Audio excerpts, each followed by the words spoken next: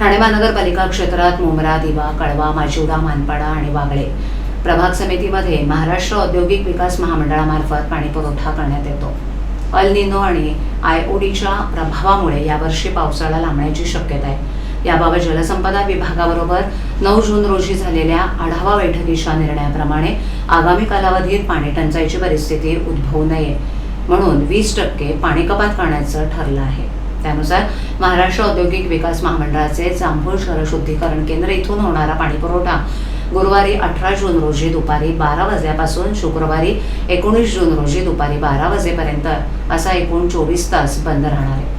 सदर शटडाऊन कालावधीत ठाणे महानगरपालिकेअंतर्गत दिवा, मुंब्रा प्रभाग क्रमांक 26-31 चा काही भाग वगळता आणि कळवा प्रभाग समितीमधील सर्व भागांमध्ये आणि वागळे प्रभाग समितीमधील रुपादेवीपाडा, किसन नगर नंबर 2, नेहरू नगर तसंच मानपाडा प्रभाग समिती अंतर्गत कोलशेत, खालसागाव येथील पाणी पुरवठा 24 तासांसाठी पूर्णपणे बंद राहील.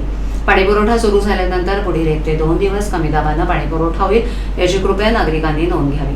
ठाणे महापालिकेच्या मार्फत पाणी कपातीच्या कालावधीत पाणी काटकसरीनं वापरून ठाणे महापालिकेला सहकार्य करावं असं आवाहन नागरिकांना करण्यात आलं.